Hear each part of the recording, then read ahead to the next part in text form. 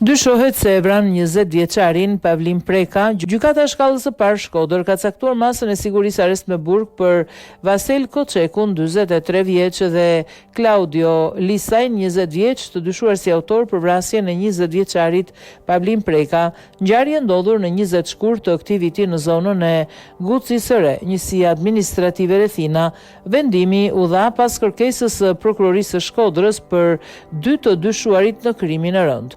Prokurori Albert Murçaj, i drejtuesi prokurorisë së Shkodrës, kërkoi masën më të rënd sigurisë, duke theksuar se ekzistojnë përgjime ambientale, një pjesë të cilave vijojnë të jenë sekrete timor dhe që sipas tij përbëjnë bazë të fortë për dyshime ndaj tyre. Nga ana tjetër, avokatët mbrojtës Arbëraja dhe Blerim Bashdari kërkuan që ndaj Koçekut dhe Lisajt të mos vendosej asnjë masë sigurie, duke argumentuar se mungojnë prova konkrete që i lidhin drejt për drejt me vrasjen e Pavlin Prekës. Të dy të dyshuarit kanë mohuar në mënyrë të përsëritur autorsinë e krimit, si gjatë marrjes në pyetje nga policia, ashtu edhe gjatë seancës gjyqësore për caktimin e masës së sigurisë. Ata kanë deklaruar se nuk kanë qenë në vendin e ngjarjes dhe se nuk kanë asnjë lidhje me vrasjen.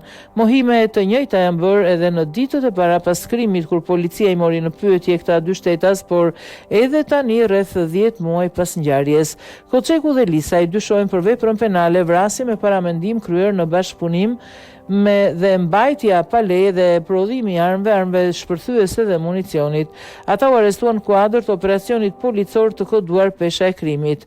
Por cila është historia e kësaj ngjarje? Sipas burimeve hetimore, vrasja dyshohet se ka si motiv një konflikt të gjatë që lidhet me dëshirën e viktimës për t'u fejuar me vajzën e Vasel Koçekut, e cila aktualisht është 16 vjeç.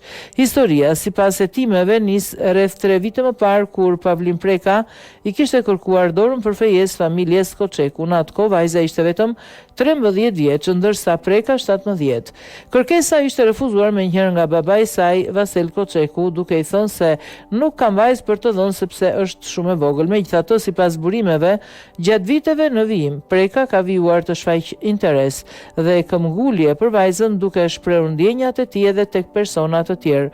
Familja Koçeku nuk e ka pranuar kurrë këtë kërkesë, duke e konsideruar të papranueshme për shkak të moshës së mitur të vajzës, ndërsa disa herë i kanë shkuar fjalë se çfarë thoshte viktima.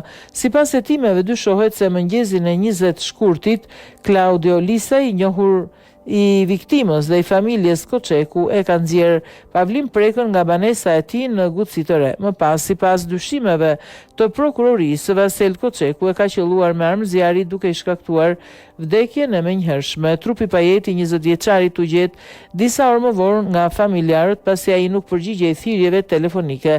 Pas ngjarjes, xhaxha i viktimës deklaroi publikisht se Pavlin Preka nuk kishte konflikte të njohura, duke theksuar se i riu jetonte mes Shkodrës dhe Dukagjinit. Megjithse të dy të arrestuarit vijojnë të mohojnë çdo përfshirje, gjykata me vendim të gjyqtares Tefta Xhanari vendosi lënien e tyre në qelinë e paraburgimit. Ndërkohë, hetimet për vrasjen e Pavlin Prekës vijojnë me qëllim zbardhjen e plotë të rrethanave dhe motiveve të kësaj ngjarje të rëndë që tronditi Shkodrën 10 muaj më parë.